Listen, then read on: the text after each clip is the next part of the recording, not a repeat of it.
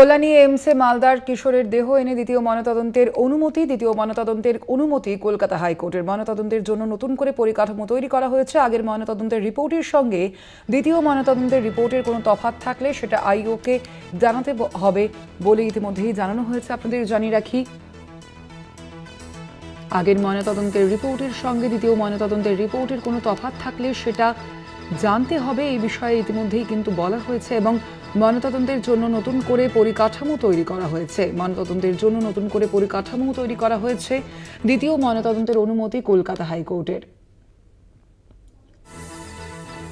মালদার কিশোরের দেহ এনে দ্বিতীয় ময়নাতদন্তের অনুমতি দেওয়া হলো। কল্যাণী এইমসে মালদার কিশোরের দেহ এনে দ্বিতীয় ময়নাতদন্তের অনুমতি কলকাতা হাইকোর্টের। দ্বিতীয় ময়নাতদন্তের জন্য ইতিমধ্যে অনুমতি দেওয়া হয়েছে কলকাতা হাইকোর্টের তরফ থেকে। কল্যাণী এইমসে মালদার কিশোরের দেহ এনে দ্বিতীয় ময়নাতদন্তের অনুমতি কলকাতা হাইকোর্টের। ময়নাতদন্তের জন্য নতুন করে পরিকাঠামো তৈরি করা হয়েছে বলেও ইতিমধ্যেই জানানো হয়েছে। কথা বলবো, ফোন লাইনে রয়েছেন প্রতিনিধি পীযূষ কান্তি নাগ। পীযূষ দা, এ বিষয়ে কলকাতা হাইকোর্টের তরফ থেকে ঠিক কি বলা হলো?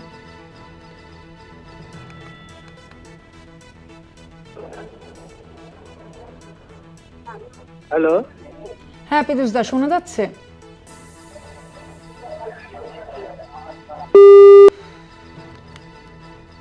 আগের ময়নাতদন্তের রিপোর্টের সঙ্গে দ্বিতীয় ময়নাতদন্তের রিপোর্টের কোনো তফাৎ থাকলে সেটা আইওকে জানাতে হবে, ইতিমধ্যে এমনটাই বলা হয়েছে।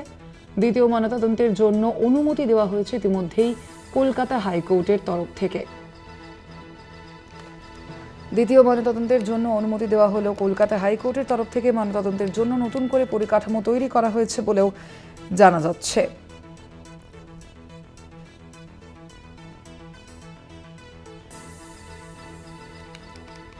আমরা কথা বলবো প্রসঙ্গে, ফোন লাইনে আমরা যোগাযোগ করতে পেরেছি প্রতিনিধি পীযূষ কান্তি নাগের সঙ্গে। পীযূষ দা, এই বিষয়ে কলকাতা হাইকোর্টের পক্ষ থেকে ঠিক কি বলা হচ্ছে? দেখো পীযূষ দা, তোমার কথা স্পষ্ট নয়। হ্যালো, শোনা যাচ্ছে? হ্যাঁ, শোনা যাচ্ছে পীযূষ দা।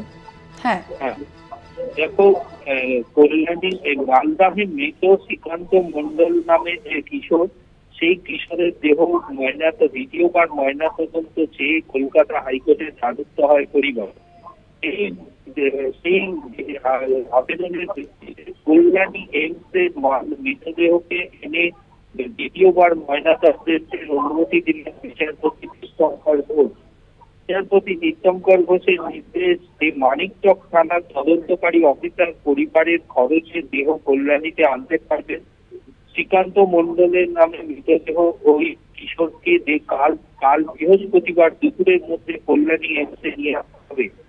তদন্তকারী অফিসার বা পরিবারের কেউ এই সময় ময়নাতদন্তের সময় ঢুকতে পারবে না, তবে ঘটনার ভিডিওগ্রাফি করতে হবে। দ্বিতীয় ময়নাতদন্তের রিপোর্ট প্রাথমিকভাবে তৈরি করে যদি তার সঙ্গে অসঙ্গতি থাকে ময়নাতদন্তের রিপোর্টের সঙ্গে আইওকে জানিয়ে দিতে হবে। তদন্ত হস্তান্তর সহ অন্যান্য যেসব আবেদন রয়েছে নতুন করে আগামী দিনে পরিবার আবেদন জানাতে পারবে। এদিন এইমসের পক্ষ থেকে জানানো হয় যে ময়নাতদন্তের জন্য যে পরিকাঠামোটা তৈরি হয়েছে, কিন্তু তারা মালদাহে সার্জেন্ট পাঠিয়ে সেই তদন্ত করতে পারবে না। তারপরেই বিচারপতি তীর্থঙ্কর ঘোষ এই নির্দেশ জারি করেছেন।